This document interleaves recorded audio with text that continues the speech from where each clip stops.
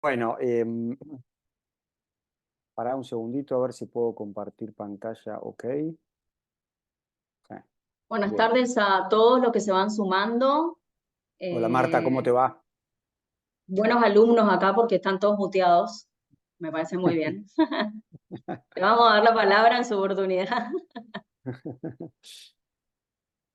Ahí la veo a Marta. ¿Cómo te va, Marta? Ahí está Martita. Ahí abren el micrófono algunos. Ujú. Bueno, contame, María, cómo organizamos el comienzo. Yo ya estoy listo cuando ustedes digan, pero me parece que alguien quiere hablar o hacer algún tipo de presentación o lo que sea. Sí, sí, sí. Bueno, vamos a dar inicio a este ciclo de capacitaciones. Buenas tardes a todos.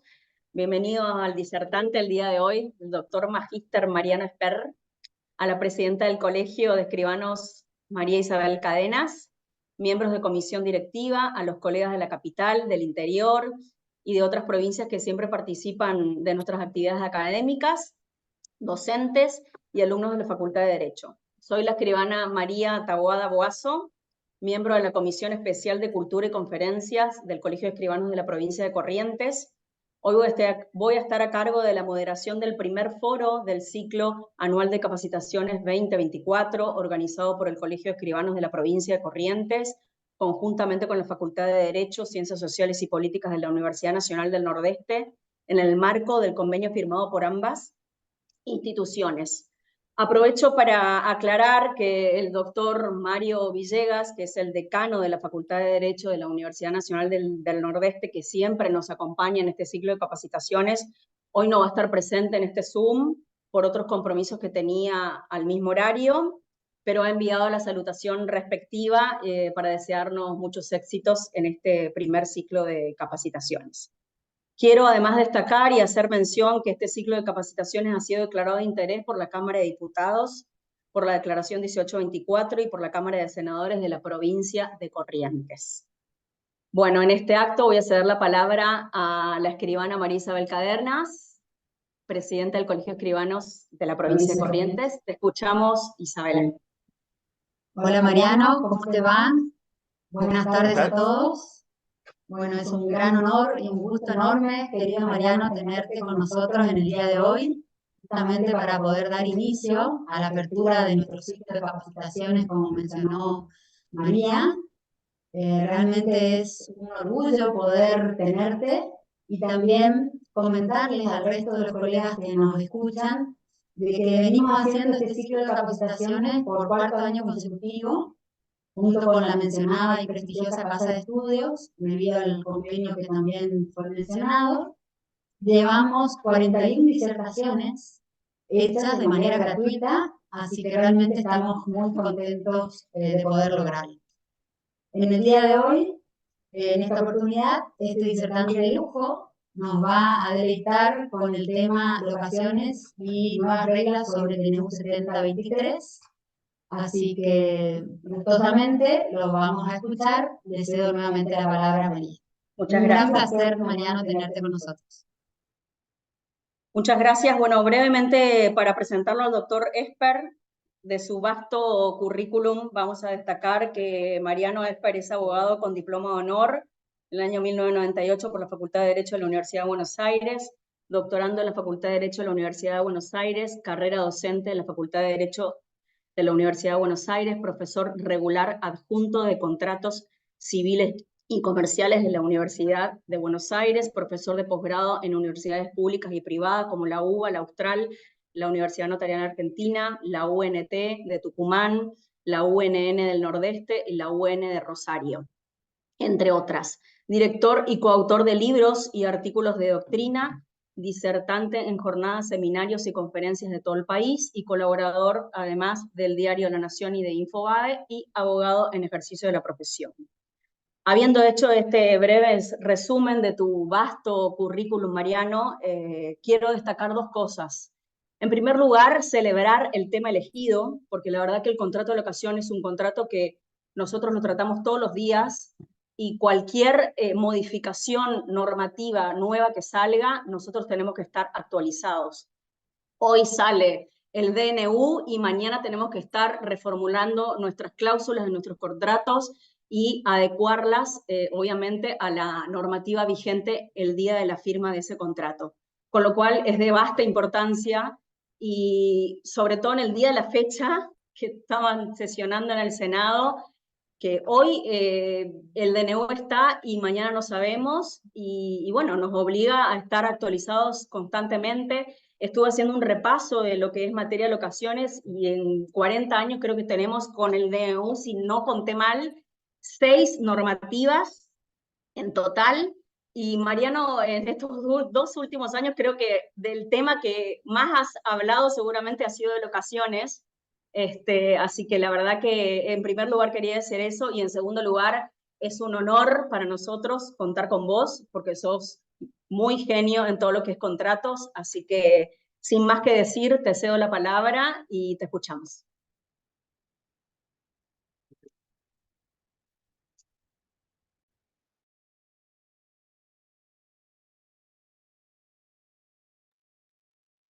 Ahí estoy, ahí puedo hablar. Bueno, muchísimas gracias desde ya al colegio, a la presidenta por las palabras, por la invitación. Desde ya es un gusto enorme. Gracias, María, también por tu presentación. Es un honor estar abriendo el curso anual de capacitaciones del colegio. Saben que con Corrientes tengo una relación muy especial, de mucho afecto.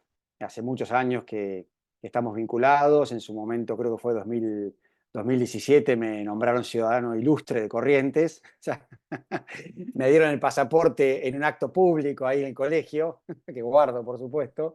Así que, bueno, siempre les tuve mucho cariño, me han tratado como uno más de ustedes y les agradezco especialmente la invitación y abrir este curso oral de capacitaciones con un tema que, como bien dijiste, María, es de muchísima actualidad. Siempre lo es, siempre lo es. O sea, tema alquileres lo fue y lo va a seguir siendo porque está vinculado con uno de los puntos de la naturaleza humana, que es la habitación o el ejercicio de una industria o una oficina o un comercio, que eso ocurrió siempre y va a seguir ocurriendo aún con la digitalización y con los mecanismos de e-commerce que cada vez se expanden más. Entonces, desde ya que todo lo que sea alterar las reglas de juego, para bien o para mal, o para el costado, para arriba o para abajo, de un tema de tanta incidencia ciudadana, bueno, siempre es algo que hay que estar al día. Como bien dijiste vos, María, es por lejos el tema que yo más estuve hablando estos últimos 4 años. Y eso que hablé bastante de otros temas también, pero este fue la estrellita y lo sigue siendo porque están retocando cada 2 por 3.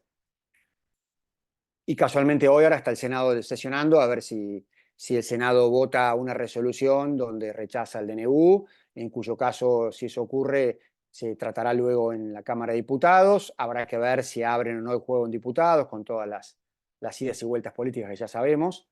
Y en ese caso, ¿qué es lo que decide diputados, ¿no? Primero hay que ver qué decide el Senado.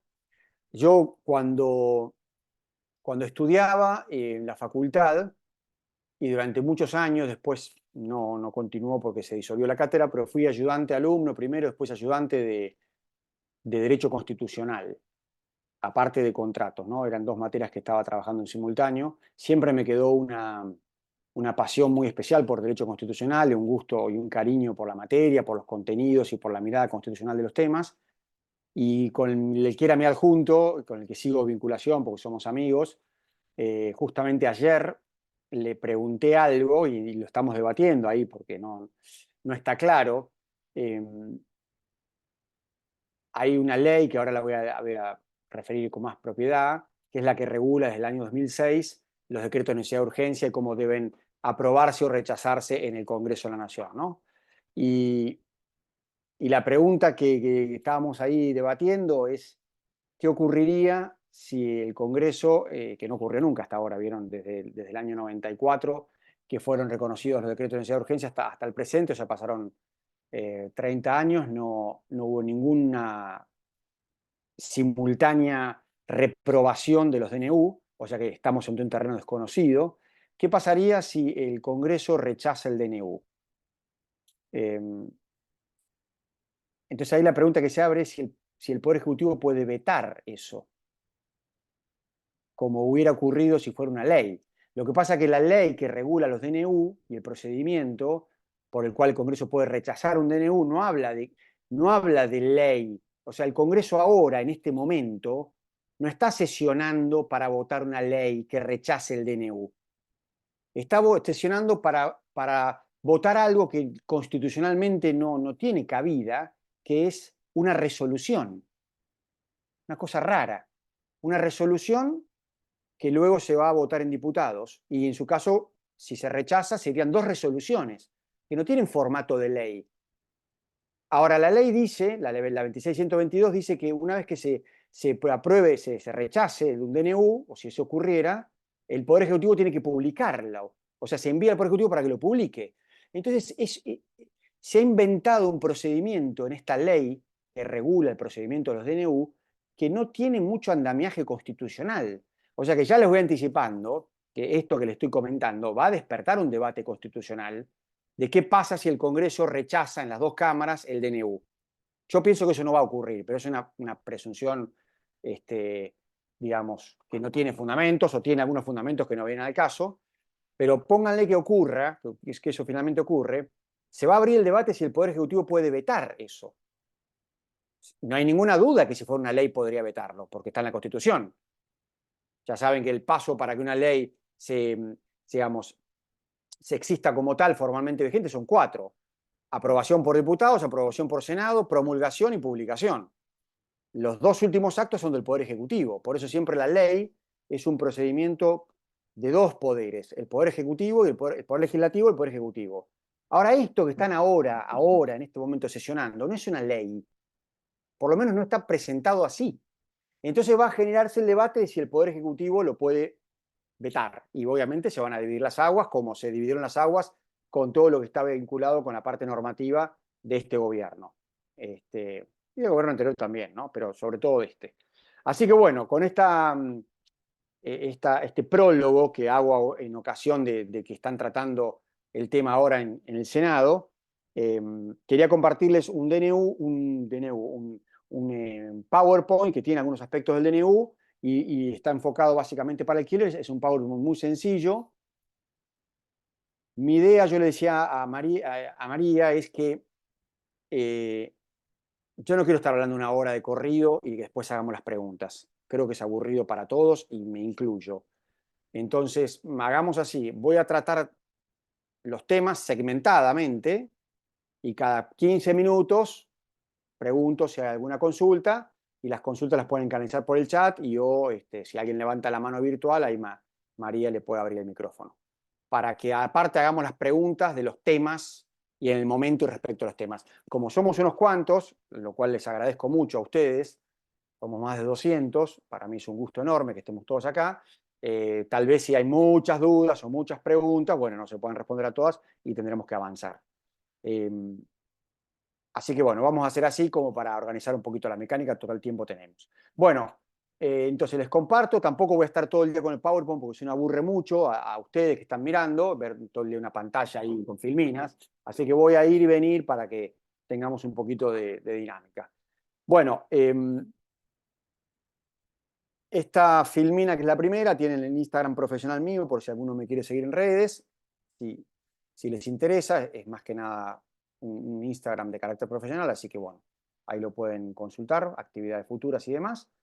Y quería hacer 2 o 3 filminas sobre los aspectos generales del DNU. No voy a perder mucho tiempo porque vamos a ir directamente después al foco de contratos, y particularmente de contratos de alquiler. Pero bueno, por lo menos para recordar brevemente, el DNU es un decreto de necesidad de urgencia, está previsto en la Constitución del año 94, como una facultad del Poder Ejecutivo, estaba reconocido por la jurisprudencia de la Corte unos años antes, porque esto fue una facultad que empezó a usar el gobierno de Menem, y se debatió mucho si era constitucional o no. En la jurisprudencia de la Corte se lo convalidó, y entonces cuando se reformó la Constitución en el año 94 se los incorporó de forma expresa en el artículo 99, que es atribución del Poder Ejecutivo, inciso 3º. El DNU es un instrumento legal, les recuerdo, que emite el Poder Ejecutivo, es decir, el presidente, pero que materialmente equivale a una ley. Digo porque se están diciendo muchas cosas en la prensa, incluso especialistas, radio, televisión, redes y demás, el DNU no es una ley, es un decreto que tiene ciertas características. Pero materialmente, es decir, desde el punto de vista de la pirámide legislativa y normativa del artículo 31 de la Constitución, o sea, la jerarquía normativa, los DNU tienen una fuerza equivalente a la ley. Por eso que un DNU a lo largo de estos 30 años ha derogado leyes, ha modificado leyes y ha establecido reglas que le competen al poder legislativo. Porque justamente lo que dice la Constitución es que cuando no se pueden seguir los procedimientos normales de sanción de las leyes, el Poder Ejecutivo puede dictar estas normas. Aunque al principio dice que de ese artículo que el Poder Ejecutivo nunca puede dictar normas de carácter legislativo, luego viene la excepción que es esta. O sea, todo un debate y una expresión que no son las más felices en la Constitución, pero está regulado de esa manera. Entonces, cuando uno está frente a un DNU, lo primero que tiene que tener claro es que normativamente equivale a una ley. Por eso que el DNU ha derogado artículos del Código Civil. Y por eso el que ha incorporado artículos del Código Civil, y no es el primer DNU que lo realiza esto respecto de leyes, ¿no? Hay algunas materias prohibidas, penal, electoral, partidos políticos y tributarios, que no pueden ser tratadas bajo DNU, ya lo sabemos, o sea que no podría haber una totalidad de equiparación entre una ley y un DNU, pero lo que nos interesa es que es correcto, es válido que un DNU modifique una ley. Eso es lo que me interesa que retengamos, ¿ok? Después podemos ver si es correcto que un DNU tenga 350 artículos, que legisle de una cantidad de temas. Bueno, eso es otra cuestión que no nos interesa en lo puntual que nos convoca hoy. El DNU en cuestión es el número 70 del 2023, se publicó el 21 de diciembre del año pasado. Había todo un debate ya agotado de cuándo entraba en vigencia, porque el DNU no establecía cuándo, entonces se empezó a analizar si así aplicaba el Código Civil y Comercial, ¿verdad? En definitiva, entró en vigencia el 29 de diciembre, sobre lo cual para mí nunca hubo ninguna duda, ¿sí? Es una vieja regla del derecho civil argentino, artículo 2 del Código Civil, repetido en el artículo 5 del Código Civil y Comercial, que dice que cuando las leyes no indican el día de su vigencia, entran en vigencia después de los 8 días de su publicación, ¿no? A partir de los 8 días de su publicación. Bueno, publicó el 21, el 29 es el octavo día, entró en vigencia esa cuestión. Con lo cual, no hay ahora un tema sobre eso. Y la ley que les mencionaba hace un rato, que ahí la tienen en la filmina, la 26.122 del año 2006, es una ley que votó el Congreso de la Nación para regular algo que hasta ese momento no estaba regulado, que era cómo era el tratamiento de los decretos de necesidad de urgencia, de lo que se llama la delegación legislativa, es decir, los decretos delegados, y los decretos de promulgación parcial de leyes, 3 temas de carácter constitucional que no estaban reglamentados en ninguna ley. Esta ley, la 26.122, aborda la cuestión, fija los procedimientos y estableció algunas cuestiones que ahora vamos a ver en materia de DNU. Y en lo concreto, ese artículo 17 de esa ley dice que se aplica las normas generales de vigencia de los DNU, es decir, si no dicen desde cuándo están en vigencia, entran a regir a partir del octavo día de su publicación. Por lo tanto, tema ya cerrado, DNU rigió a partir del 29 de diciembre. ¿Nos puede llegar a interesar esto en el hipotético caso en que el Congreso, las dos cámaras, rechacen el DNU? Si eso ocurriera, el DNU pierde vigencia automáticamente, ¿sí? De forma retroactiva, pero no se afectan los derechos adquiridos durante la vigencia. Entonces ahí hay que ver bien desde cuándo entró en vigencia, por eso que la fecha del 29 de diciembre es útil recordarla, porque todos los contratos celebrados desde el 29 de diciembre, inclusive en adelante, aun cuando el DNU quede reprobado por el Congreso, van a mantener su vigencia y se va a respetar los derechos adquiridos bajo esos contratos, ¿ok?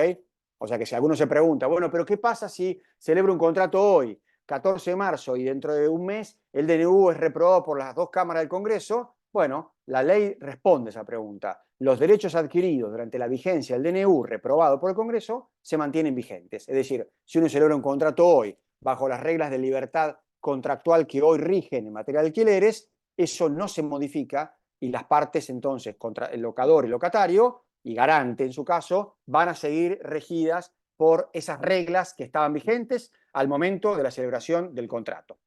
Bajo un DNU que estaba vigente, aunque luego después se elimine la vigencia de ese DNU. ¿Está claro esto? Entonces, es importante tener presente esta fecha de vigencia por este hipotético rechazo de las dos cámaras del Congreso a la vigencia y a la existencia del DNU. Bueno, repasemos brevemente. Ya sabemos que desde el 29 de diciembre el DNU está vigente. No se necesita, si alguno tiene alguna duda, la aprobación del Congreso. Esto creo que todos ya lo saben, pero si alguno... No hay que esperar a que el Congreso se expida a favor. La ley, la 26.122, resolvió este tema que hasta ese momento traía algunos conflictos doctrinarios, y a partir de esta ley se terminó y se selló la cuestión y dice, el DNU, una vez que está vigente, rige. No requiere ratificación del Congreso. Se acabó, rige. Lo único que puede hacer el Congreso es rechazarlo, para lo cual se requiere la aprobación de resoluciones de las dos cámaras por mayoría absoluta de miembros presentes. Si cada cámara se expide mayoría absoluta de los miembros presentes rechazando in totum, o sea, la totalidad del DNU, entonces el DNU pierde vigencia y pasa lo que acabo de decir. No rige más, se retrotrae la fecha de nulidad o de inexistencia de ese DNU al momento que se dictó, y lo único que se resguarda son los derechos adquiridos durante la vigencia transitoria de ese DNU. ¿Okay?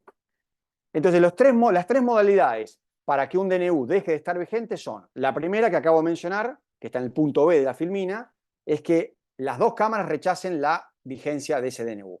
Son resoluciones, que recién dije que es todo un debate de si estos son leyes o no. No son leyes, entonces el Poder Ejecutivo no podría vetar esto que hace el Congreso ahora, pero es una figura rara, resoluciones que dejen sin efecto un DNU. Bueno, en fin, en definitiva, esto está plasmado así en la ley.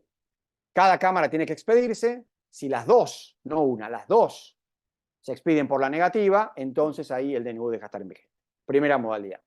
La segunda modalidad es la que está en el punto A, que es que el Poder Ejecutivo dicte otro DNU, dejando sin vigencia este, o modificando algunos aspectos. Nada hace pensar que esto vaya a ocurrir. Y la tercera, que sí tiene mucha vigencia con la judicialización de todo en Argentina y en muchísimos países, ¿no? No solamente acá, es que haya una presentación judicial donde una persona o una entidad con legitimación colectiva reconocida pida la inconstitucionalidad de una parte del DNU por afectar derechos de esa persona o de ese colegio o de ese cuerpo, y haya un juez que dicte la inconstitucionalidad o que suspenda como medida cautelar los efectos del DNU, que eso ya lo hemos visto en algunos aspectos, particularmente en los temas laborales, y de hecho la causa de la CGT, que tiene una sentencia de la Cámara Nacional del Trabajo, está en la Corte justamente con este tema, ¿no? Está suspendida la reforma laboral que ha realizado el DNU por presentaciones judiciales.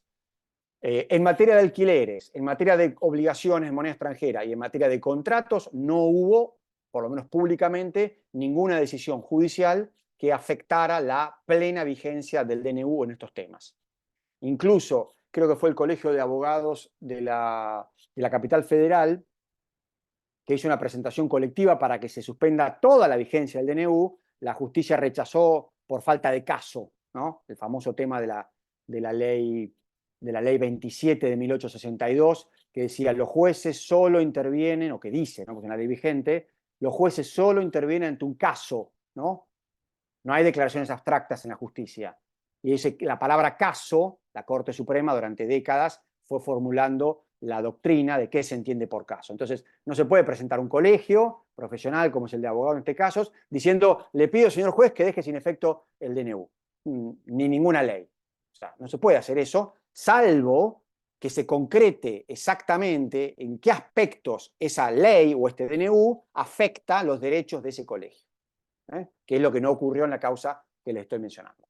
Así que bueno, estamos en el medio de un momento de transición, de incertidumbre, donde lo que estamos diciendo hoy, 14 de marzo, tal vez dentro de 2 meses no esté totalmente vigente, haya perdido actualidad, o se mantenga, no sé. Ahí hay que hacer futurología, y no es la idea de una capacitación hacer futurología, pero está claro que hay mucho movimiento, ¿no? político, legislativo y judicial que afecta la famosa seguridad jurídica de la que tanto hablamos y afecta el conocimiento de las leyes por parte de nosotros que tenemos que asesorar en casos concretos de la vida de personas reales, ¿no? Así que, bueno, estamos en esa situación. Bueno, no sé si hasta este punto hay alguna pregunta, alguna consulta que hayas vos, María, recogido en el chat. Yo no veo acá ninguna pregunta. Sobre estos temas, no nos adelantemos a otros que lo vamos a ir viendo ahora, ¿no? Sobre esto que te acabamos de ver. No, ¿no? Bueno, yo no veo nada. Cualquier cosita, si hay alguna pregunta de estos temas, la vemos también con otras filminas. Bueno, les pido un segundo unos segundos o unos minutos de plena atención, porque entramos en un terreno muy aburrido. O sea, les garantizo, como decía la publicidad, que esto es muy aburrido y muy técnico, pero que lo tenemos que manejar bien, porque es algo que si nosotros, los escribanos y abogados o jueces presentes, o integrantes del Poder Judicial o de fiscalías, no manejamos cuáles son las normas vigentes, bueno, estamos en un problema básico, ¿no? Básico. Entonces, ¿cuáles son las normas jurídicas que rigen los alquileres en la República Argentina? Acá tenemos un cuadrito muy sencillo que pretende aclarar los panoramas que vamos a ver y espero que aclare y no confunda. Como María y a todos, esto que estamos viendo en pantalla, después se los paso, así se los circulan, ¿sí? Y lo pueden tener, cada uno anote lo que quiere, saca fotos de lo que sea, pero quiero decir que esto va para ustedes, ¿sí? No tiene ninguna, no es la fórmula de búsqueda del motor de Google, así que no se preocupen. No hay nada que no puedan resolver ustedes. Bueno, como bien dijo María recién, desde el año 84 hasta ahora hubo varias reformas. Lo voy a hacer breve, muy breve. El Código Civil entró en vigencia en 1871, ¿correcto? 1871. De ahí en adelante, durante casi 50 años, hasta 1921, el tema alquileres se regía solamente por el Código Civil. En 1921 entró en vigencia una ley que fue la primera ley en la Argentina que introdujo el plazo mínimo legal. Los plazos mínimos legales de las locaciones inmobiliarias no existían en el Código de Vélez. Aparecen en la Argentina en 1921 por un tema demográfico, producto de la Guerra Mundial, producto del cambio rural-urbano que se operaba en la Argentina, de las corrientes inmigratorias, bueno, largo de explicar, pero básicamente todo eso impacta a nivel legislativo. Había una, vamos a decir, prepotencia de los propietarios a nivel contractual, entonces la ley se impuso para mejorar la capacidad, la poca capacidad de negociación que tenían los inquilinos y establecer pisos mínimos inderogables. Uno fue el plazo mínimo legal, 1921. Después, a partir de 1925, si mal no recuerdo, durante algunos años y después de 1943 a 1976, 77, existieron lo que se llamaron los periodos de emergencia locativa en Argentina, que fueron fárragos de normas jurídicas, sobre todo leyes y decretos leyes, donde se congelaban los precios de los arrendamientos, se modificaban las condiciones contractuales, se prorrogaban los plazos, se impedían los desalojos, etcétera, etcétera. Todas cuestiones que hemos visto en pedacito en la pandemia a nivel normativo. Existió durante 40 años en Argentina todo ese tema, dio lugar a un sinfín de leyes, entonces todo el tema de locaciones siempre fue muy manoseado. En el año 76 se dictó una norma que quiso limpiar todo y en 1984 aparece la famosa ley de locaciones urbanas, la 23091. Esa ley, la 23091, rigió las locaciones de inmuebles en zonas urbanas desde 1984 hasta el 2015, que entró en vigencia el Código Civil y Comercial de la Nación.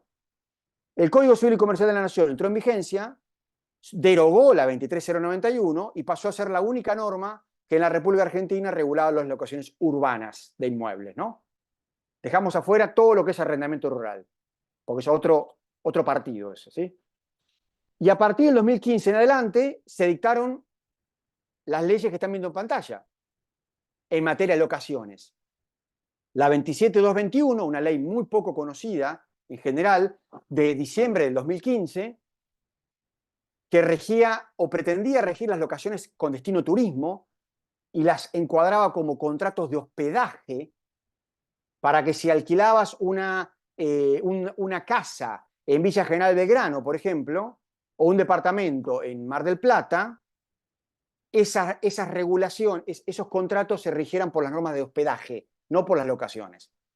La Cámara Argentina de Hoteles había hecho un pressing para que se equiparara al propietario dueño de una casa, de una habitación o de un departamento, con las posadas, las cabañas, los hospedajes, los hoteles, porque les parecía que había competencia desleal. Entonces, eso es lo que buscó esa ley, que fue muy poco conocida y casi nada aplicada, hasta que apareció Airbnb y demás, que ahora hay bastantes leyes locales que están empezando a regular ese tema por la existencia de Airbnb que cambió el mercado a nivel turismo. Pero esto fue antes. Bueno, esta ley fue derogada por el DNU. O sea que si el DNU buscan ley 27.221 derogada, bueno, hablaba de locaciones temporales. La 27.551 es una ley ya más cercana en el tiempo, la del 2020, la llamada ley de locaciones o de alquileres, ¿no? Vamos a llamarla primera ley de alquileres, que tenía casi todo su contenido vinculado con locaciones y algunas normas que estaban fuera del ámbito de las locaciones. Esa ley fue derogada íntegramente por el DNU. Fue derogada íntegramente por el DNU. La segunda ley de locaciones, la del año pasado, octubre del año pasado, la 27.737, que modificó / empeoró la ley de locaciones del año 2020, no fue derogada por el DNU. Misterio. La 27.737 no fue derogada por el DNU. No sé por qué, o se olvidaron, o lo que sea, no sé. Así que es una ley que está formalmente vigente. Y tiene impacto en un solo tema, en uno solo, que ahora lo voy a señalar en la próxima filmina. Entonces, de las muchas leyes que había en materia de locaciones hasta hace 2-3 meses, entonces ahora pasamos el limpio. Lo que tenemos vigente son los artículos del Código Civil y Comercial 1187 a 1226, casi todos, no todos, porque algunos están derogados expresamente, y es lo único que rige las locaciones inmobiliarias urbanas en el país. Rurales dejamos afuera, insisto.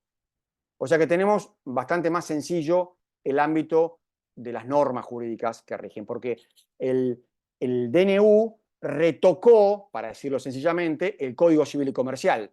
No es que hay normas del DNU que sobreviven en forma paralela al Código Civil en materia de alquileres.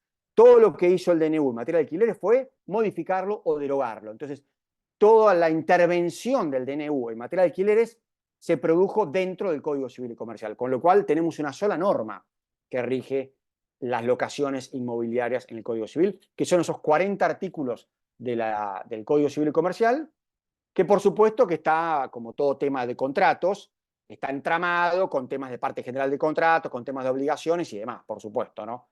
Pero bueno, básicamente lo central y lo específico está ahí. ¿Estamos?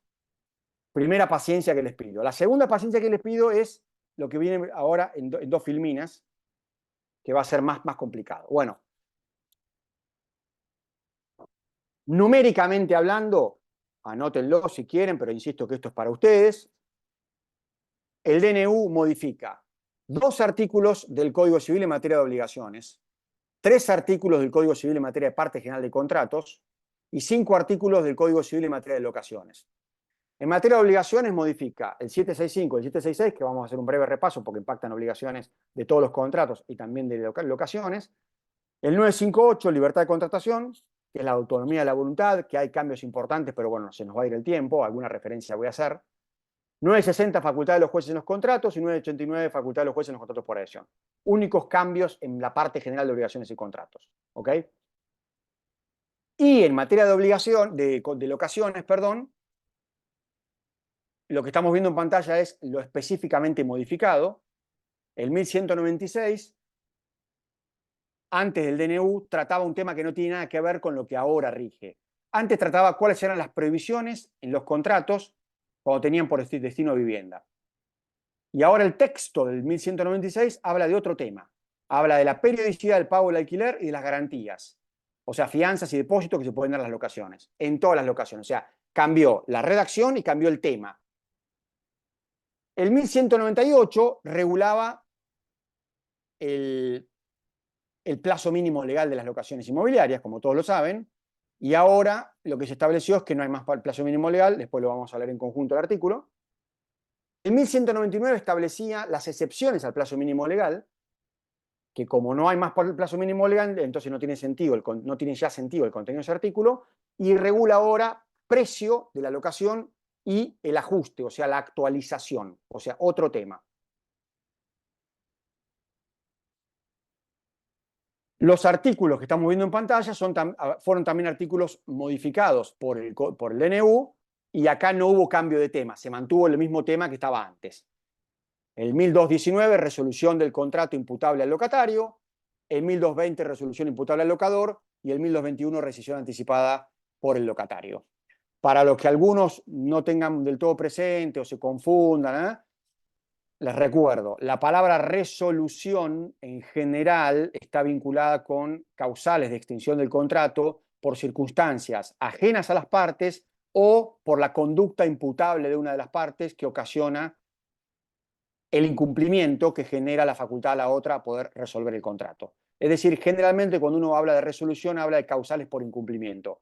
Lo dije rápido y mal, pero para que se entienda. Cuando uno habla de rescisión es otra figura, es prima hermana, pero es otra figura. Acá no hay causales de incumplimiento, sino que hay facultades legales a extinguir un contrato sin causa. Por eso que la rescisión del 1121 es cuando quiera el locatario, deja sin efecto el contrato de locación sin causa. Por más que la ley, por un error de técnica, hable en el 1221 de resolución. Es un error marcado por toda la doctrina. Rescisión es una cosa, resolución es otra, por lo menos para que manejemos claramente la terminología en materia de contratos. ¿Qué más hizo el DNU en materia de alquileres? Derogó los artículos que estamos viendo en pantalla. El 1202 era un artículo que estaba vigente desde el Código Civil y Comercial, nunca se había modificado, y hablaba de la obligación del locador de pagar mejoras necesarias. Esta eliminación no tiene ningún impacto legal porque hay otro artículo, que es el 1210, que sigue diciendo que el locador tiene que pagar las mejoras necesarias, con lo cual se olvidaron de derogar otro artículo, con lo cual esta derogación no tiene ninguna consecuencia legal. Les recuerdo a todos que la expresión mejora necesaria es podría decir que es un oxímoron, pero para decirlo más sencillamente, es una contradicción, es una expresión errónea que usa la ley permanentemente, porque la mejora de un inmueble o de una cosa, por concepto, es aumentar el valor de la cosa por alguna incorporación, cambio, etcétera, que justamente impacte en su valor. Siempre que uno habla de mejora, habla de aumento del valor. Puede ser las mejoras naturales, justamente por acción de la naturaleza, la famosa aluvión y demás en materia de dominio inmobiliario, o puede ser la mejora artificial, que es la producida por el hombre, ¿sí? Pero la mejora necesaria es una contradicción o es un error, porque cuando uno habla de necesario, habla de la conservación de la cosa. La humedad, el caño que se rompe, la estufa que dejó de funcionar, y lo que se gasta para volver la cosa a su funcionamiento o a su estado anterior no es aumentar el valor, es mantener el valor.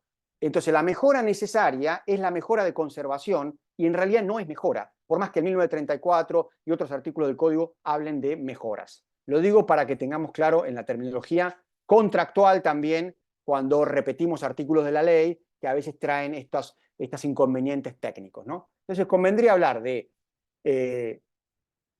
la conservación de la cosa, que insisto, la ley habla de mejora necesaria, de las mejoras netas, las mejoras concretas, que son las mejoras útiles y las suntuarias, que son siempre las que aumentan el valor, en este caso del inmueble.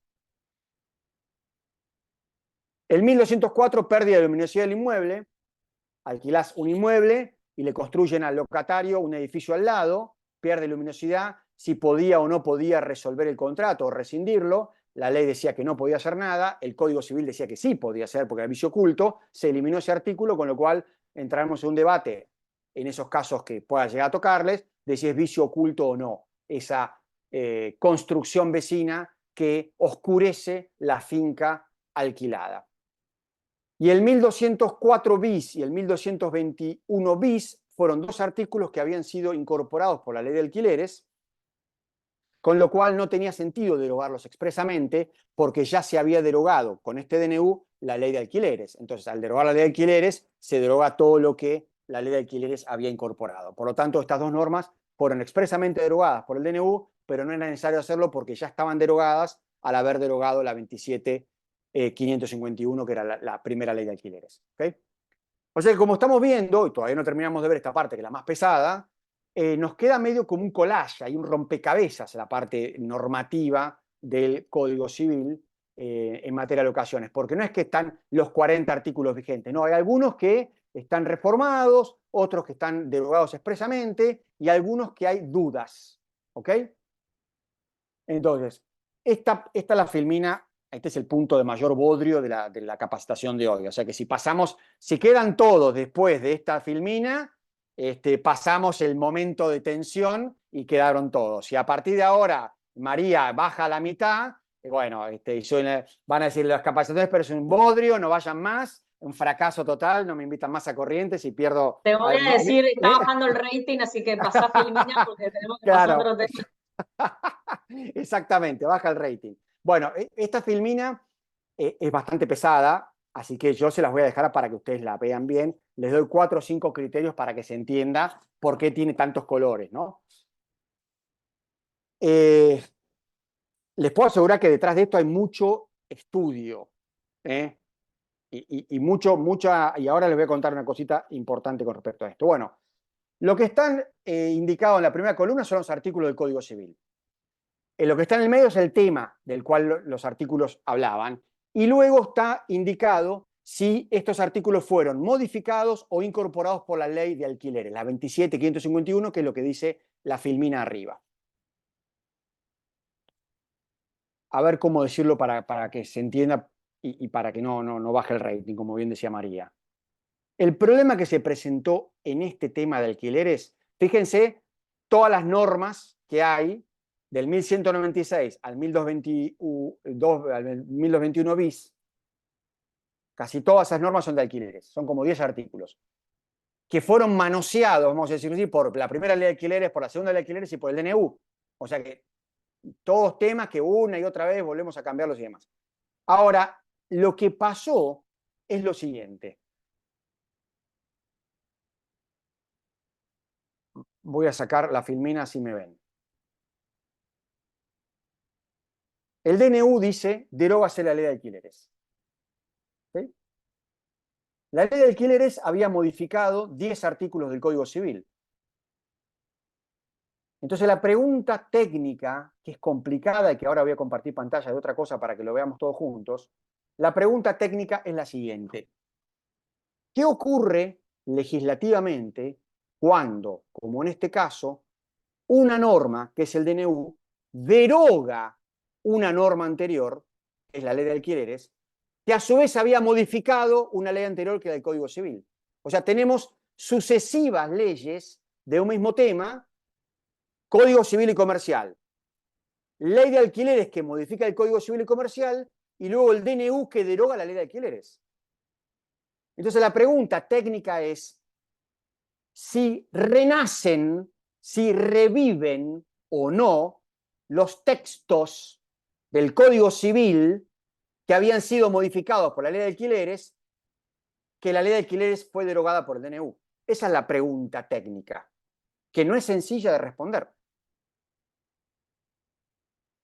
Entonces, lo que trata de responder esta filmina es justamente eso.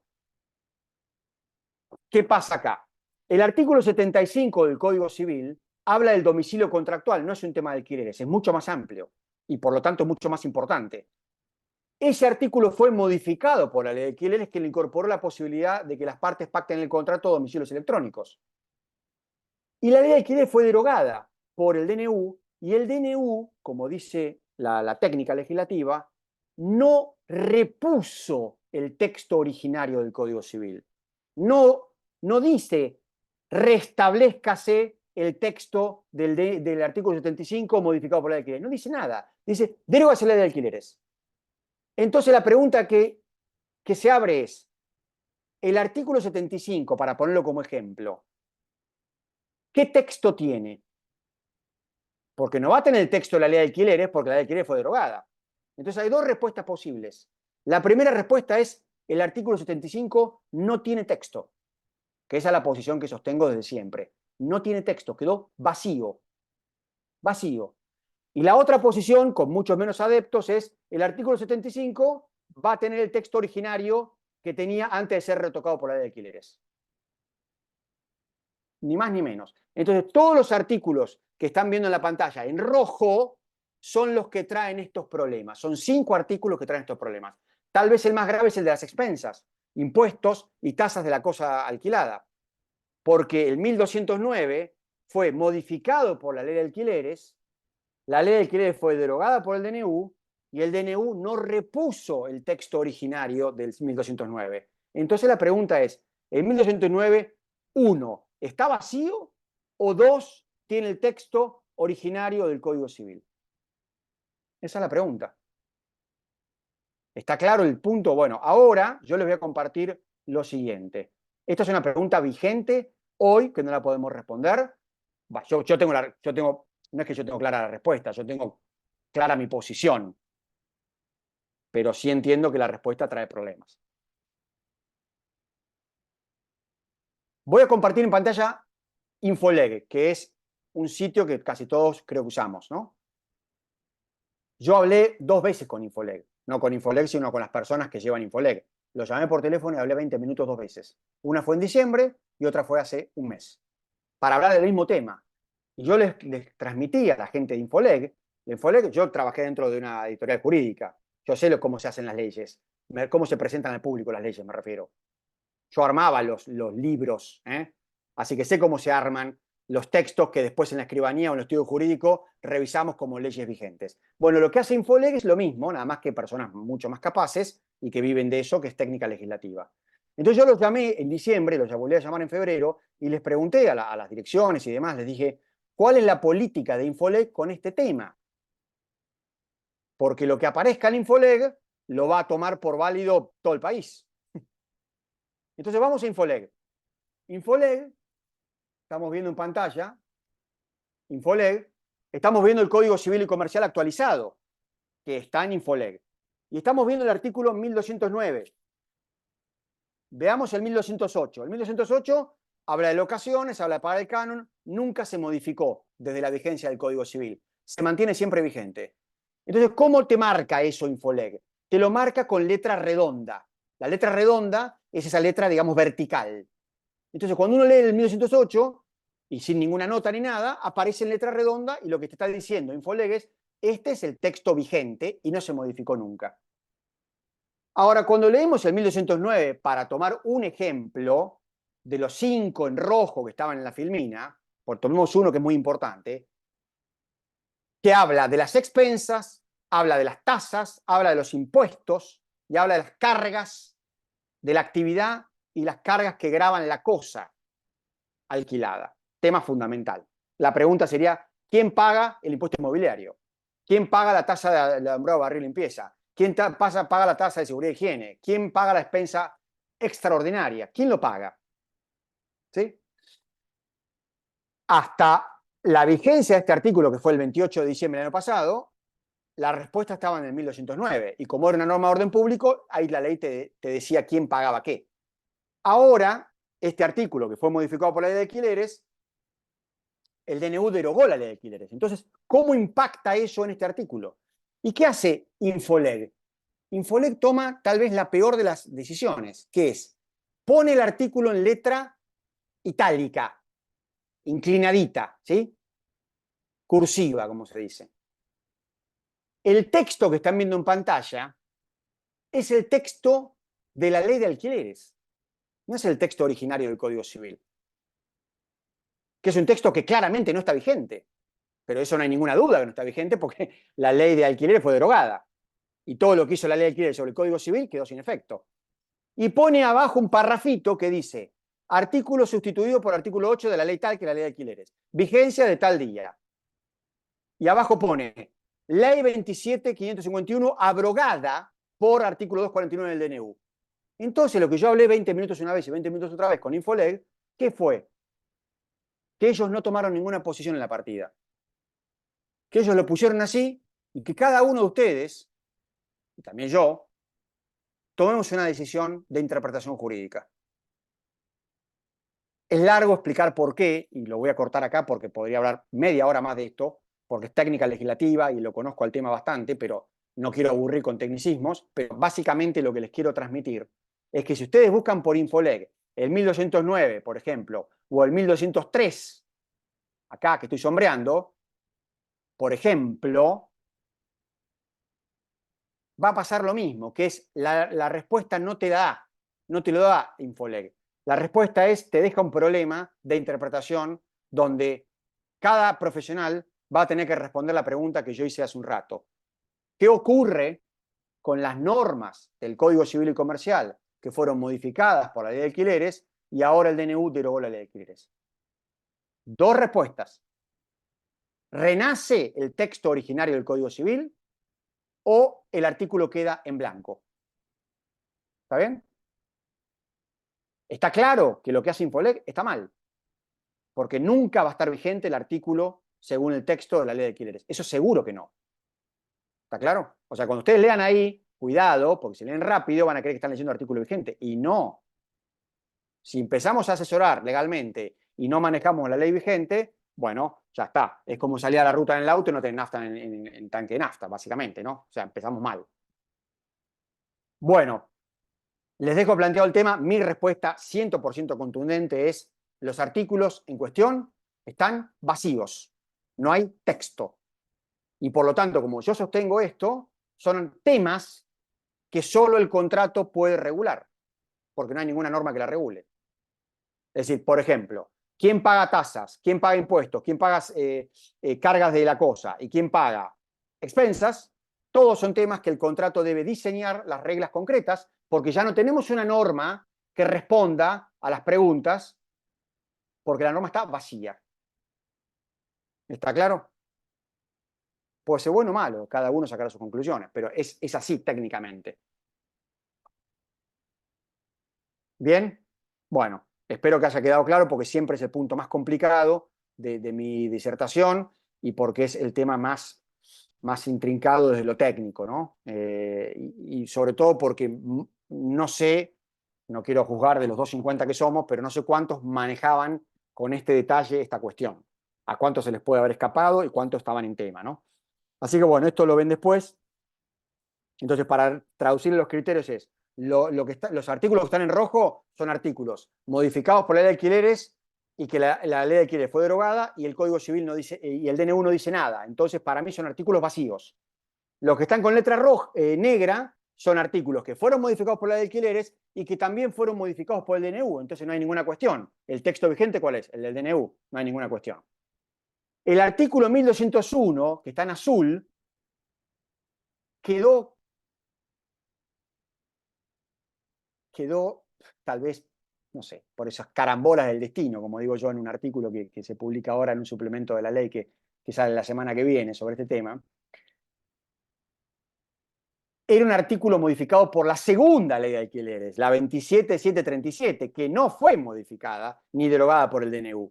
Entonces el 1201 está vigente, texto según ley 27737. ¿Se dan cuenta que es un rompecabezas, es un lío bárbaro? Pero bueno, yo no lo armé al lío, lo estoy tratando de traducir con términos claros. Así que el 1201 está vigente. ¿Y por qué está en azul? Porque en realidad fue modificado por la segunda ley de alquileres que el DNU no deroga. Así que está vigente y así lo van a ver en Infoleg. Y después los que están en amarillo al final no hay ningún problema porque están derogados. Con dos artículos expresamente derogados por el DNU. Así que los que traen problemas son los que están en rojo y el azul. Que en realidad el azul no trae problema, pero lo marco como algo que hay que saber. Bueno. Pasamos esto. Bien, cerramos toda esta parte introductoria y vamos ahora a las concretas modificaciones, que no es que no haya cosas importantes para decir, pero es mucho más sencillo esto que lo anterior, porque esto es leer la ley y se nos despiertan preguntas que se responden de manera fácil, mientras que todo lo anterior no es leer la ley, es mucho más complejo, como se habrán dado cuenta, de todo lo que involucra el análisis de lo previo, ¿no?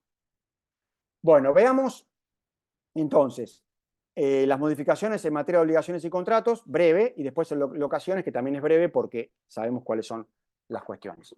Bueno, en materia de obligaciones en moneda nacional y moneda extranjera, como todos deben saber, se eliminó el texto del artículo 765 del Código Civil y se lo modificó por el texto que estamos viendo en pantalla. Todo lo que está con letra roja es lo nuevo, lo que está con letra azul es lo mismo que había, y lo que está con letra roja es lo nuevo, y lo que está diciendo son básicamente dos cosas.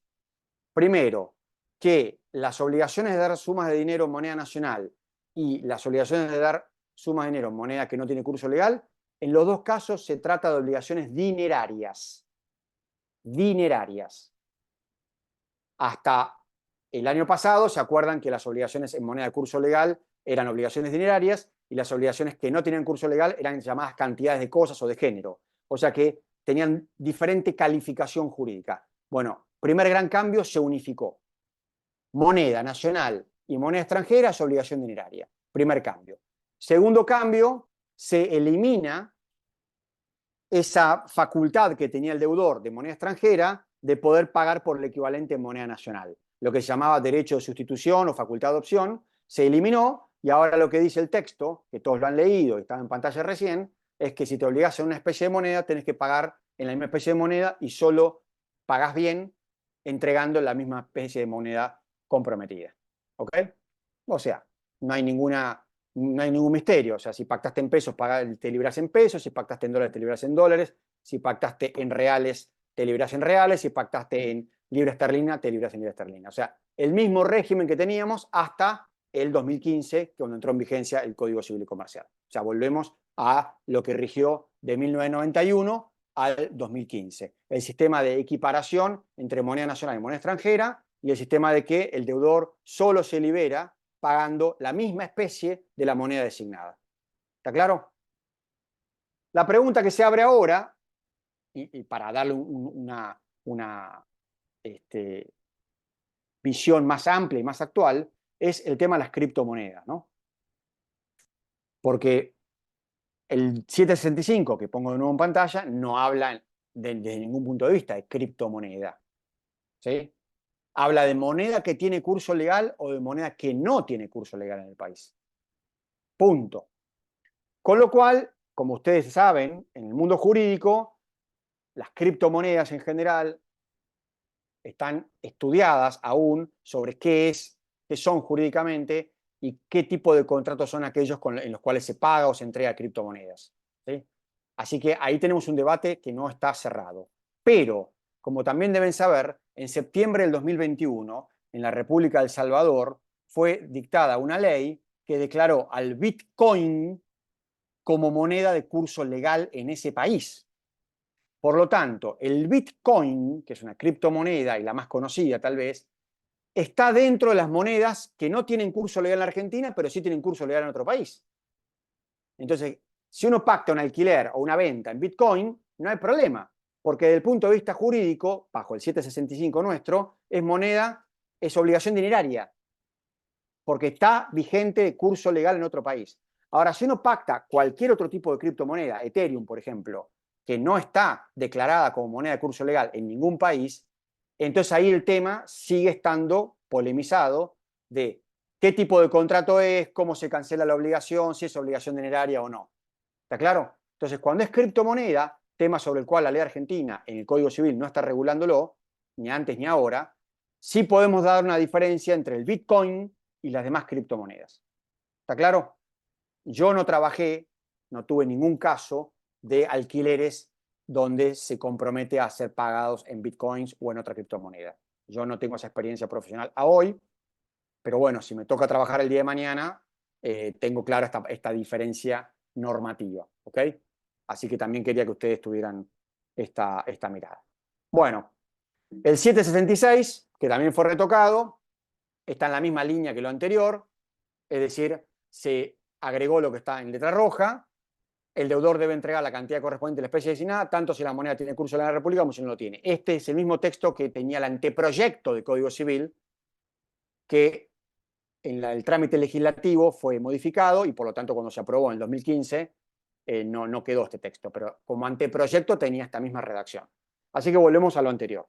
Y el 766, en definitiva, refuerza el 765. Esto que está en la parte de obligaciones aplica a todos los contratos. Y cuando hablamos de alquileres, vamos a ver ahora que el 1199,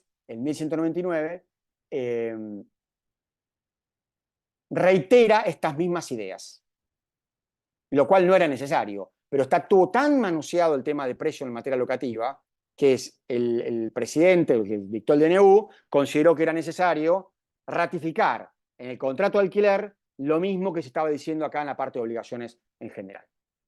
¿Está claro? Así que bueno, de nuevo, hago un breve espacio de si hay alguna pregunta. A ver, acá Alicia tiene una pregunta en el chat que dice, A ver. si se Si pacta se en pacta en dólares, dólares, eso, y se deja constancia de opción de pagar en pesos ante la imposibilidad de obtener dólares, ¿se puede? Alicia, no hay ningún problema con eso. No voy a decir algo que por ahí me contradiga, pero con cuidado lo que voy a decir, pero, y más que están grabando, pero casi todas las preguntas que me hagan, la respuesta va a ser sí se puede hacer. Casi todas. ¿Ok? Así que a esta pregunta, Alicia, la respuesta es ¿por qué no se podría? Yo lo voy a hacer al revés, te respondo con ¿por qué no se podría? Se puede perfectamente hacer. Lo que sí te digo, Alicia, y aprovecho para que también estaba en el temario, Mary, y me parece que es útil, cuidado con las redacciones. ¿Sí? Cuando digo cuidado es, prestemos atención, yo en los cursos, y acá les hablo como abogado, ¿no? Hasta recién les hablé como expositor, ahora les hablo como abogado. En los cursos siempre les digo lo mismo, o sea, cuando alguien trabaja en un contrato, tenemos la mayoría de los presentes que son escribanos, que instrumentan contratos generalmente por escritura pública y a veces por instrumento privado. En cualquier caso son acuerdos de voluntades con efectos patrimoniales. Lo que siempre hay que trabajar cuando uno está inmerso en un tema contractual es apagar el celular, apagar la serie de Netflix, tomarse un buen mate, los que toman mate, café, té, lo que quieran, y pensar durante 10 minutos cuáles son, esta sería la frase ¿no? ¿Cuáles son los aspectos críticos del contrato que estoy tratando? Porque no todo es lo mismo. El contrato de alquiler, yo he trabajado contratos de alquiler de 35 o 40 cláusulas. ¿Son iguales las 40 cláusulas? No. ¿Tienen la misma importancia? No. ¿A todas les presto la misma atención? No. O sea, como docente, ¿qué les voy a decir? A todas les prestan la misma atención. Ahora, como abogado, ¿qué les digo? No, no es así. A todas les presto la misma atención. Si hay una cláusula que hay que prestar muchísima atención, siempre es la de precio. Es la de precio. No es la única, ¿eh? Hay algunas cláusulas tan o más importantes que esa. Pero la de precio siempre. Entonces, la modalidad que tenemos a veces de hacerlo más rápido, más apurado, hay que sacarlo ya para ayer y que salga como salga. No, cuidado, porque es el elemento sensible. Es el elemento sensible. Entonces, tomo la inquietud de Alicia en el chat para decirles, no hay ningún problema con eso, pero siempre tengan doble atención en esas cláusulas sensibles. ¿Ok? De forma tal que yo te podría decir, Alicia, acá, te agradezco la pregunta, yo te podría decir, bueno, ¿qué es imposibilidad de obtener dólares? Porque hoy, y en realidad hace un año también, y hace 2 años también, no existe imposibilidad de obtener dólares. Si cualquiera de nosotros puede comprar dólares ya mismo, con el celular. Entonces, imposibilidad no hay. Es más caro, que es otra cosa.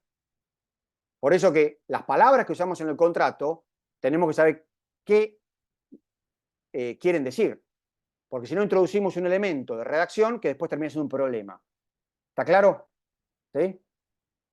¿Se entiende, no? Entonces, si redactás, en el caso de imposibilidad de adquirir dólares, se puede pagar en pesos, ¿qué es imposibilidad? Y obviamente la otra pregunta es, ¿a qué tipo de cambio pesos, no? Así que por eso, se puede hacer, pero cuidado con la redacción, es apagamos todo, pensamos y vemos bien cuáles son los distintos caminos para la solución de los conflictos. ¿Ok? Bien. Bueno, y veamos las modificaciones del régimen de alquileres, que es bastante sencillo, porque son artículos que leen ustedes y leo yo, y los leemos igual. Yo les puedo hacer algún agregado y puedo responder las preguntas que quieran, por supuesto, pero estamos leyendo lo mismo, ¿no? Vamos a ver. Primer 5 cambios importantes, digamos, ¿no? Primero, fundamental, 1198. Desaparece el plazo mínimo legal. Las locaciones, cualquiera sea el destino, serán por el plazo que las partes hayan establecido. Es decir, que después de 1921, les dije yo, a 2023, 102 años que rigió plazo mínimo en Argentina, no hay más plazo mínimo en la Argentina. ¿Ok? No importa el destino. Se puede alquilar por un día, por 5 horas, por 48 horas, por 3 semanas y media, por 7 años. No hay mínimo. Así que todas las preguntas que quieran hacer, ¿se puede? ¿Se puede? Se puede. Ningún problema. Con lo cual no importa más el destino, si es temporario, si es turismo, si es oficina, si es industria, lo que es, todo es libertad de plazo. Lo mismo para las prórrogas y lo mismo para la renovación, por supuesto, ¿no? Lo que dice el segundo apartado del artículo es una norma supletoria. En caso que no se haya establecido plazo, o sea, si no se pactó plazo porque el contrato es verbal, cosa que ocurre, o porque es contrato escrito sin la cláusula de plazo, cosa que no lo vi nunca, pero bueno, pónganle que alguien se haya olvidado eso, ahí aplica esta norma que va a decir, si es locación temporal, según usos y costumbres, contrato de vivienda permanente 2 años, demás destinos 3 años. Bueno, nada nuevo bajo el sol. Nada nuevo bajo el sol. Lo que yo he estado viendo estos meses, por mi experiencia, que es reducida en el sentido de que es mi experiencia, no es la experiencia de todo el país, es que en general se está más o menos manteniendo en viviendas 2 años, más o menos, ¿no? Es decir, los plazos de locaciones de vivienda a largo plazo, como se hacía antes, que eran 3 mínimo, ahora son 2. Y en comercio he visto contratos de 3 años mínimo. Yo ahora estoy trabajando en renovaciones de colegios, de geriátricos y demás. Lo estamos haciendo por 3 años, incluso algunos por 5. O sea, no. He tenido, sí, un caso en la costa, en Mar Azul, donde se alquilaba un inmueble con destino de vivienda permanente por 6 meses. Ahora. Porque había una situación excepcional, que era ver si la familia, que era extranjera, se adaptaba al clima, porque había una persona de la familia que tenía enfermedades respiratorias y demás, y se adaptaba al clima, después compraba la casa. Entonces querían probar 6 meses en la vivienda. Bueno, si es un contrato por 6 meses, lo trabajé yo, no hubo ningún inconveniente, y no hay ningún tema con el mínimo. O sea, muy práctico. Mariano, ¿Okay? Sí. una observación que hice es que veo que este artículo es el único artículo que hace distinción, si bien está hablando de plazo, en cuanto a destino. Veo que el resto de los artículos te da a entender, me parece, que es como que está hablando de todas las locaciones, que se aplica a todas las locaciones, a todo tipo de locaciones. Por Bueno, ejemplo, la algunos... fianza o el depósito de garantía, por Sí, decirte. sí, pero quedaron algunos artículos, por ejemplo, el 1190, que no fue modificado en ningún momento, en el Ajá. código, que habla de locación con destino a habitación. O sea, algún artículo perdido quedó que hace la Quedó. diferencia del destino, sí. Ok, ok. Pero está bien lo que decís vos, o sea, Con el DNU, por lo menos, es el único que habla de distinción de destinos en cuanto a todo lo con que el DNU modificó, me sí, refiero. con el DNU sí, correcto, María, con el Sí. DNU sí. Sí. Ok, perfecto. Así que bárbaro lo que acotás, perfecto. Bueno, tema plazo, tema plazo. Tema precio, el otro gran tema, tenemos este mega artículo que es el 1199, que les dije hace un rato que está repitiendo las reglas del 765. Es decir, lo que dice, los alquileres se pueden pactar en moneda cursional legal o en moneda extranjera. Al libre arbitrio de las partes. ya lo decía el 765, el locatario no puede exigir que se le pague, que se le acepte una moneda de pago diferente a la establecida, ya lo dice el 766. O sea, está estableciendo reglas que ya los había dicho el mismo código 400 artículos antes. Y luego el segundo párrafo es el ajuste.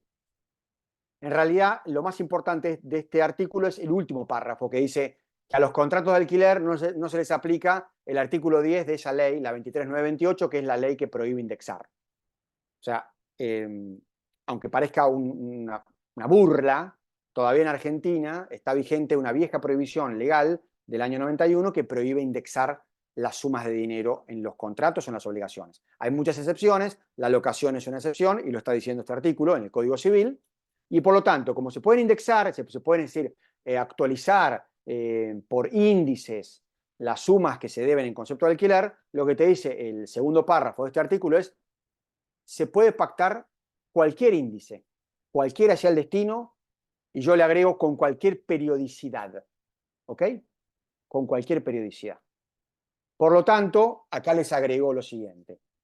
Para vivienda pueden utilizar el índice que quieran. Pueden hacer IPC, que es índice de precio al consumidor, pueden hacer índice de variación salarial, puede ser una combinación entre los dos, pueden ser primer año IPC, segundo año variación salarial. Podrían aplicar valor nafta, sí, no es lo usual. Yo lo que estoy viendo es que no se están haciendo injertos. Tampoco usemos la libertad de la ley para hacer, a ver, qué se me ocurre artísticamente, ¿no? O sea, no es cuestión de que el contrato, como digo en los cursos, no es un laboratorio, ¿sí? No es una prueba de ensayo, porque hay personas que tienen obligaciones por los próximos años, y si sale mal, está mal diseñado, ¿ok?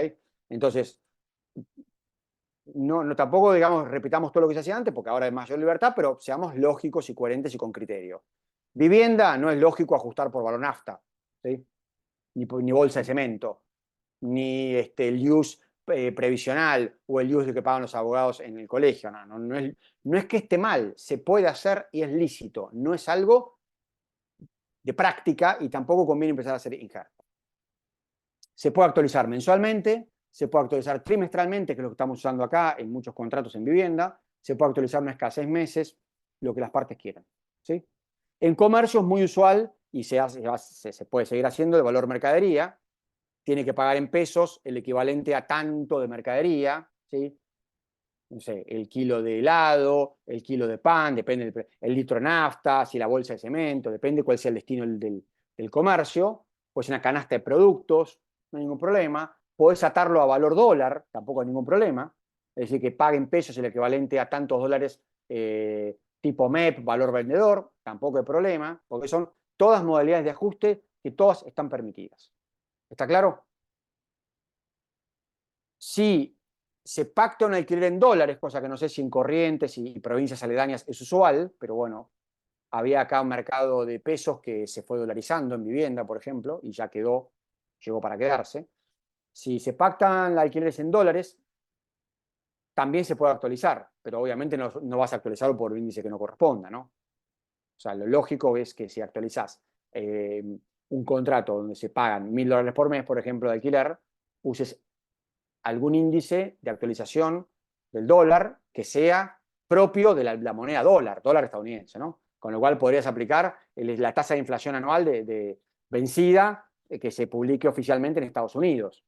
Bueno, yo no lo vi a eso en los contratos, pero ya lo hemos visto durante la pandemia, que hubo mucha inflación en Estados Unidos, mucha es 12 anual, algo que hace 40 años no pasaba. Entonces, claro, si vos, hoy por hoy está muy baja la inflación de Estados Unidos, volvió a estar 4 o 5 anual, ¿no? Pero bueno, si tenés un contrato donde decís, hacemos un contrato de alquiler a 4 años, y el locatario se obliga a pagar, vamos a poner números redondos, $1000 por mes.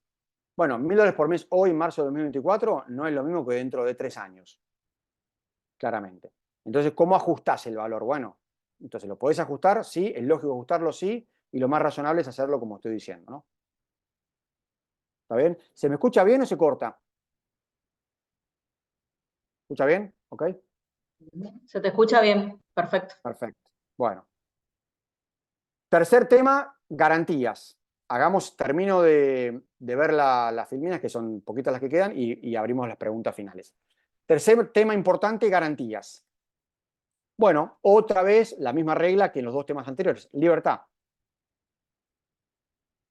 Para no pactar garantías, acá tampoco importa el destino, para pactar 1, 2, 3, 4, 5 garantías, para que las garantías sean personales, propietaria, recibo de sueldo, seguro caución, garantías empresarias, lo que quieran, libertad, y también para lo que se conoce como depósito en garantía. Es decir, las dos clásicas modalidades para asegurar las obligaciones que el locatario asume en el contrato. ¿Ok? O sea, lo único que puedo decir acá es que hay libertad contractual, con todo lo que eso significa. ¿Sí? Mariano, acá en Corrientes usualmente se sigue usando bastante los pagarés. No hice nada igual, supongo que está permitido porque nada dice y hay Totalmente, libertad. Y total. el depósito en garantía, bueno, antes la ley contemplaba que tenía que ser un mes Un mes por y año. actualmente vos, ¿eh? Un mes por cada año en vivienda, en comercio no Un había mes por cada limitación. año en vivienda, con lo cual puede ser un mes o puedes pactar 2 meses o puedes pactar lo que Lo quieras, que, digamos. lo que quieras y lo que el mercado termine regulando, no estoy repitiendo lo que dice el presidente, quiero decir lo que la No, zona no, no, indique, digamos, ¿no? sí, te Si entiendo, vos, perfecto. propietario, querés pedir 5 meses de depósito de garantía, te dicen acá en Corrientes eso no va, te terminas ajustando. Bueno, tal Ahora, cual. podrías pedir, por ejemplo, un mes de alquiler por el primer año y que se actualice en el segundo año según el valor del local, de la locación. Eso no hay ningún problema. Antes no se podía hacer eso.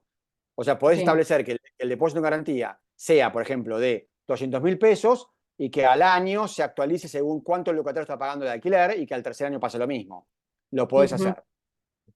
Tampoco está establecido, porque no hay reglas, cuándo se restituye, ni a qué rubro también. se imputa, ni qué pasa si no se lo restituye.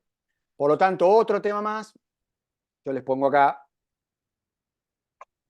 que conviene tener presente en la cláusula de depósito en garantía los temas que están viendo en la pantalla, ¿no?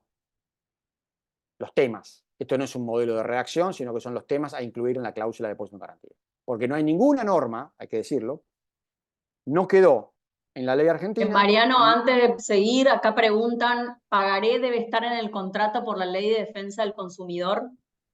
Ya No sé si es respondo, pregunta o afirmación lo que puso. no, ya respondo, pero la Mm, ley argentina no tiene ninguna regla en materia de depósito en garantía, más que una, que es el 1196, que dice libertad.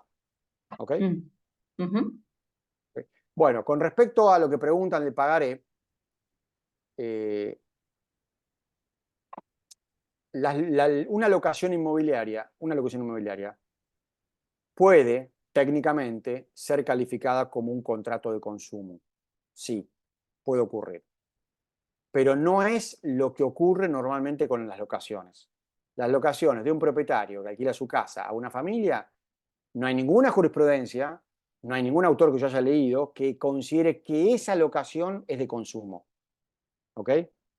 Con lo cual la pregunta que hace la colega de los pagarés y si tienen que estar, la pregunta de la colega o del colega está referida a un artículo de la Defensa del Consumidor, que es el artículo 36, que habla de cómo los títulos de crédito emitidos en el marco de relación de consumo tienen que estar relacionados con la causa y algunas cuestiones más y especificaciones que tienen que tener. Es más largo el tema, pero yo diría que no lo tengan tan presente en materia de locaciones porque difícilmente alguien trabaje en una locación que pueda ser calificada como una locación de consumo. Difícilmente. ¿Por qué? Porque el proveedor, que sería el locador, tendrá que dedicarse de forma profesional a eso, para lo cual no se considera que eso ocurre con una persona que tiene un departamento o una casa y la alquila a terceros. ¿Okay? Ahora, si es una sociedad anónima, como ocurre en Argentina, que tiene 200 inmuebles que los dan arrendamiento a terceros, ese tercero que alquila, por ejemplo, para vivienda, ahí sí celebra una locación de consumo y puede aplicar lo que dice la colega o el colega del pagaré. Pero son pocos casos, ¿sí? O sea, muy pocos casos, numéricamente hablando respecto de la cantidad de contratos de alquiler que se celebran en Argentina. ¿Sí? Mariano, ahí Maximino, Maximino Facundo, a vos te está pregunta respondiendo. Paola Martínez, ¿el destino del depósito en garantía se suele utilizar sin devolución porque el propietario lo considera como para solventar gastos del mantenimiento del inmueble? ¿Eso estaría bien o debe ser restituido al momento de la finalización del contrato y recién ahí poder ver a qué se destina?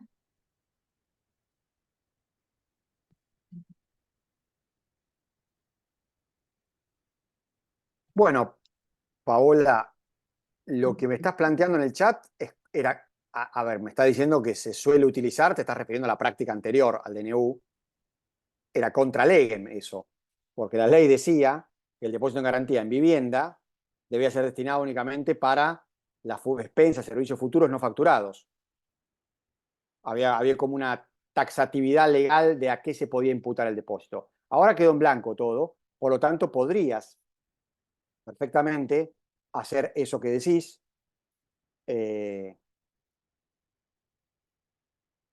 Con lo cual habría que ver cómo lo redactás, porque en definitiva pareciera que es un pago a cuenta, o es un pago directamente que hace el locatario bajo el nombre de depósito en garantía. O sea, se puede hacer, pero me da la sensación que estás transformando la naturaleza de esa figura. ¿Ok, Paola? Y nuevamente te digo, cuidado con la redacción, o mejor dicho, más que cuidado, que esté bien redactado para que esté claro. ¿Ok? Bueno, espero haberte respondido la pregunta. Y para cerrar, y vemos si hay algunas preguntas más.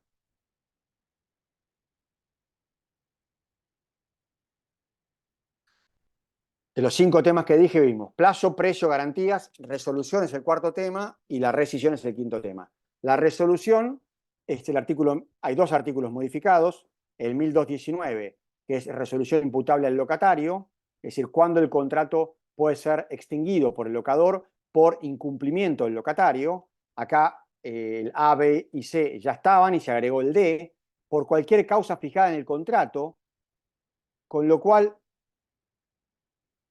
yo creo que acá lo que han querido incorporar de forma técnicamente errónea, porque en realidad el agregado no tiene ningún sentido, porque obviamente que el contrato podía incorporar otras causas de resolución, no hay ninguna duda. Yo creo que lo que han querido incorporar es que se puede pactar en el contrato, y escuchen bien, que el locador puede rescindir sin causa y unilateralmente en cualquier momento si está pactado en el contrato. Yo creo que eso es lo que han querido incorporar. Con lo cual, esa es una cláusula que no existió nunca en la Argentina, porque era contraria al plazo mínimo legal. Entonces, vamos a ver si los contratos empiezan a tener cláusulas de ese tipo. Y ya les digo que pueden ser cláusulas abusivas, o sea, que tengamos un marco de libertad mucho más amplio que el que teníamos antes en materia de locaciones inmobiliarias, no significa que todas las cláusulas sean por sí válidas. Porque los principios de abuso del derecho, cláusulas abusivas, buena fe, equidad y demás, siguen estando vigentes. Con lo cual, si pactás algo que en el contrato pueda sonar abusivo, desproporcionado, inequitativo, notoriamente injusto, etcétera, es muy probable que la justicia la declare nula la cláusula. O sea, eso va a seguir ocurriendo, ¿ok? Entonces, yo puedo pactar en un contrato que el locador rescinda sin causa el contrato si se dan ciertas condiciones que la cláusula debe establecerla de manera clara y no abusiva, ¿ok? Algo que me preguntan siempre es, bueno, entonces ahora puedo poner a la venta el inmueble y si vendo el inmueble, entonces el locatario se tiene que ir. Bueno, sí, no hay ningún problema, pero que esté bien redactada la cláusula, ¿ok? Porque obviamente el locatario, si es vivienda, no le puedes decir de 10 días, te vas. Te vas. ¿A dónde te vas? ¿Con la familia? ¿Sola? ¿A dónde se va? Dale tiempo, dale 2 meses. ¿Ok? Mirá, te aviso. Si el locador pone en venta el inmueble, uno, debe notificar fehacientemente al locatario o debe notificar por carta documento o por mail que pone a la venta el inmueble. 2, el locatario debe prestar colaboración para coordinar día y hora de las visitas de las personas interesadas.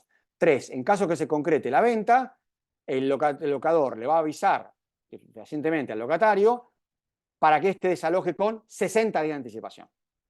Entonces, así una cláusula es aceptable, ¿está bien? Están todos informados y demás. Y aparte, si querés podés agregar, el locador compensará al locatario con bonificación del último mes de alquiler. No sé, podés poner, si querés, algún tipo de bonificación especial. Entonces, cuanto más rodeás de equilibrio, mejor la cláusula para que sea defendida ante un eventual conflicto judicial. ¿Sí? ¿Está claro? Porque esas cláusulas que juegan con la despedida, están al límite de ser judicializadas.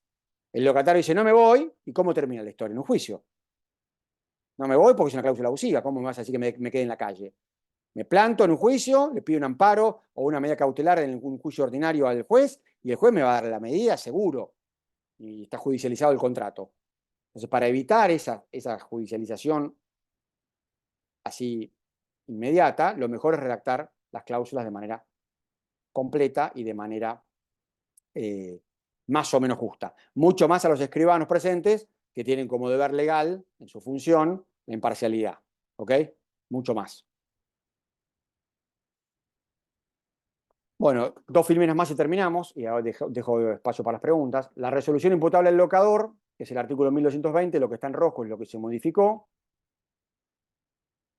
Bueno, no le agrego mucho, porque está claro que si el daño es ocasionado por el locatario, está claro que el locatario no puede extinguir el contrato si el daño de la cosa fue provocado por él. Es una obviedad. O sea que lo que está en rojo mucho sentido no tiene. Se quiso enfatizar lo que de alguna manera quedó con interpretación, pero quedó más o menos claro para mí, que el régimen de daños a la cosa es de libertad para que las partes lo pacten en un sentido o por otro, ¿no?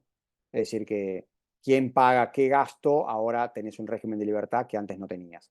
Entonces, si el daño lo ocasionó el locatario, lo tiene que pagar él, y no lo paga, obviamente que el locatario no puede resolver el contrato por culpa del locador, obviamente, ¿no? Así que el agregado que está en este artículo, mucho no ha cambiado la cuestión.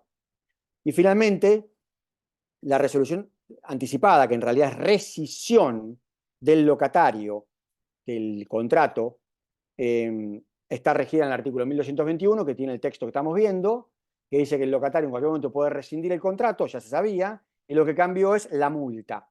No es más 1 mes y medio de alquiler o 1 mes de alquiler según cuando rescinda, sino que tiene que pagar el equivalente al 10% del saldo del canon locativo futuro. ¿Ok? Para lo cual, entonces, como no sabemos cuál es el saldo del canon locativo, porque el canon locativo está sujeto a actualización monetaria. O sea, si yo pago hoy 200.000 pesos de alquiler y todos los meses se ajusta por índice de precio al consumidor, ¿cuál es el alquiler que voy a pagar en agosto? No tengo idea. Y si rescindo el contrato en mayo, todo lo que faltaba de canon locativo futuro hasta el vencimiento del contrato, el 10% es la multa. Pero no sé cuantitativamente todo lo que faltaba.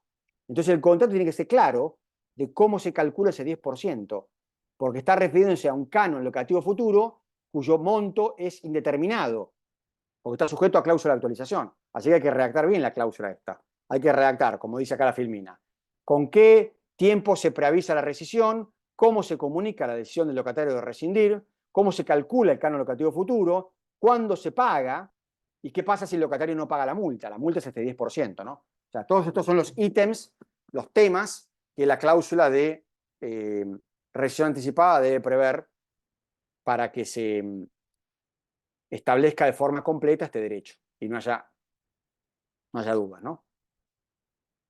Bueno, acá estamos en el final.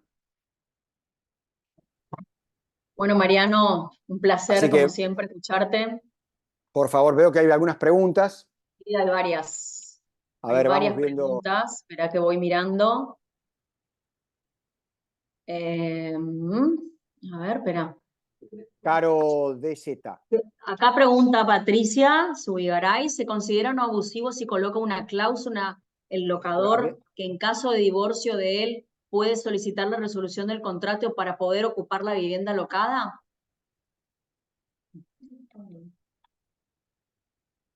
No, no es abusivo, pero yo la redactaría la cláusula de manera tal que quede claro que el divorcio tiene que ser declarado judicialmente, ¿no? ¿Ok? Ok. De manera tal, o sea, lo que siempre voy a buscar es que no haya abusividades contractuales. ¿Ok?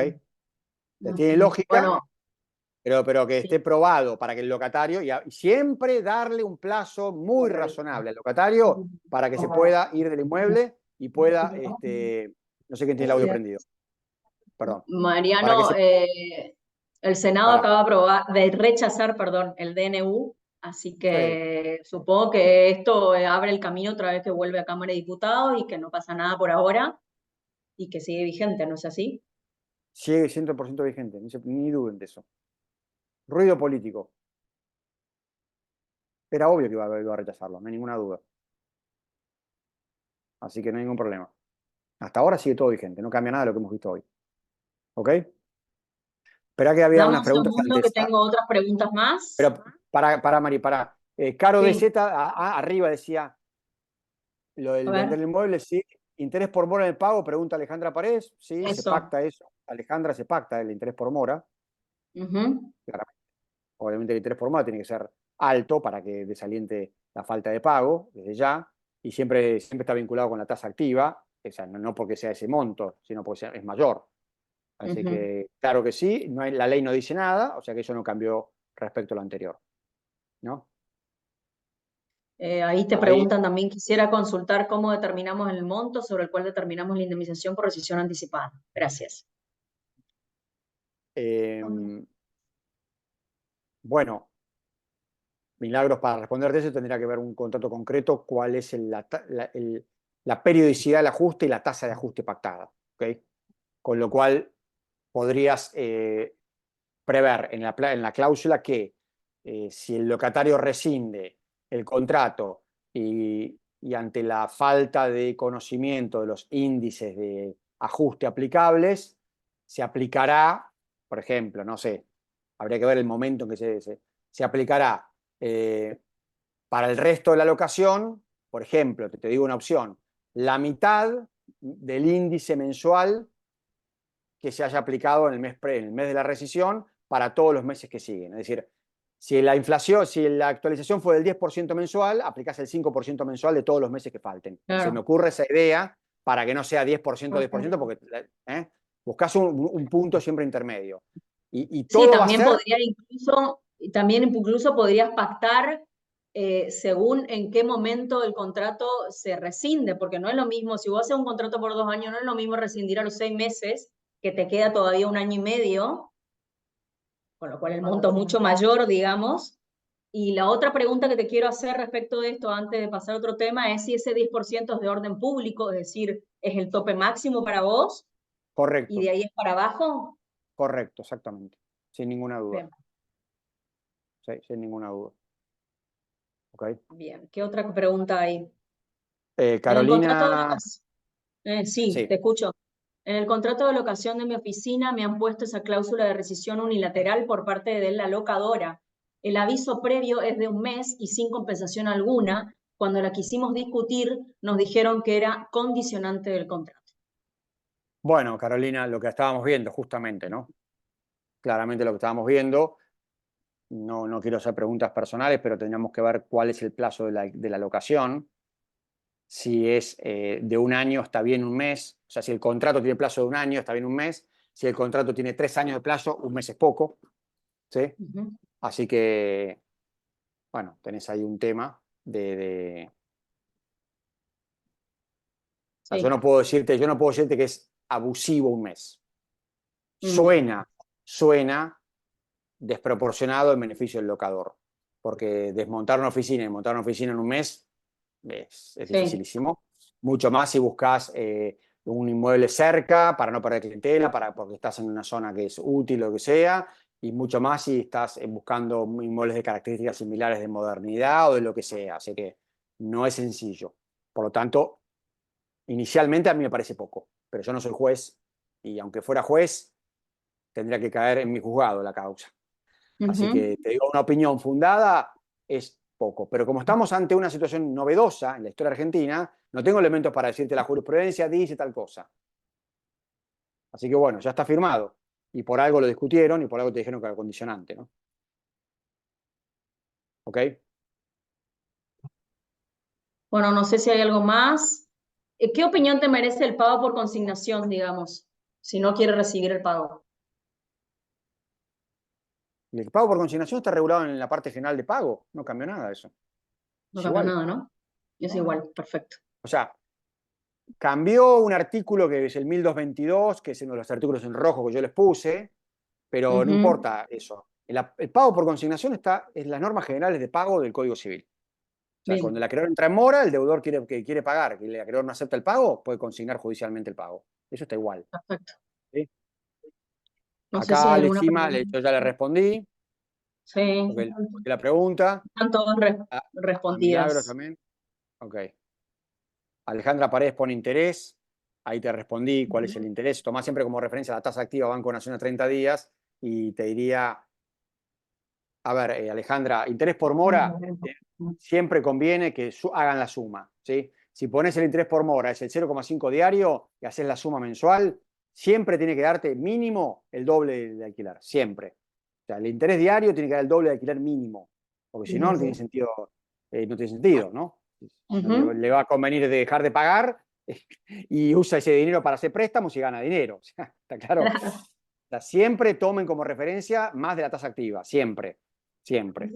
¿Okay? Bueno, y por último, Mariano, y con esto cierro, acá también se sigue usando usualmente firmar un convenio de desocupación al momento de firmar el contrato de locación y se establecen, por supuesto, las cláusulas respectivas. No sé si eso en Buenos Aires es usual, pero acá se sigue usando y creo que no hay ningún problema con eso. No, no se hace más acá porque el Código Civil y Comercial derogó el artículo de la ley 21342 que permitía al juez, yo trabajé años con ese tema, ¿no? Homologar los convenios de desocupación. Con lo cual, ¿qué sentido tiene hacer un convenio de desocupación? Yo no le veo sentido. Okay. O sea, ¿cuál es el sentido práctico procesal? Antes era muy claro. Yo lo trabajaba mucho en el estudio. Presentábamos convenios de ocupación en la justicia, los homologabas, le daban vista al locatario, se homologaba, en 3 meses tenías homologado el convenio y el alquiler seguía funcionando normalmente. Si un día el locatario dejaba de pagar, desarchivabas el expediente, pedías ejecución de sentencia y lo desalojabas enseguida. Eso era muy sencillo porque tenías una ley que te permitía homologar el convenio. Esa ley no existe más. Entonces, ¿qué sentido tiene celebrar un convenio de desocupación que en definitiva dice lo mismo que el contrato? Salvo que en Corrientes la jurisprudencia homologue los convenios, lo cual no estaría bien, porque no tiene una norma nacional que le permite hacer eso. Pero bueno, no me quiero meter en la jurisprudencia de Corrientes, ¿ok? Ok, bueno, creo que no hay más preguntas, así que Mariano, desde ya, como siempre, un honor. La verdad que estuvo excelente toda tu exposición. Y antes de cerrar, le voy a dar el uso de la palabra a la escribana María Isabel Cadenas, presidenta del Colegio de Escribanos de la Provincia de Corrientes, para hacer el cierre. Te mando un beso y muchas gracias. Muchísimas gracias, María, y gracias a todos desde ya por el tiempo. Algunas preguntas no he podido responder porque no alcanza el tiempo, pero bueno, espero que más o menos el paneo haya quedado claro. Después, María, a vos o a quien me digas, les mando las filminas, así las comparten, como les dije. Y agradecidísimo, y te dejo las palabras para que cierres. Muy agradecidísimo de nuevo al colegio, a la presidenta y a todas las autoridades por la invitación, desde ya. Bueno, Mariano, la verdad ha sido un placer escucharte. Ha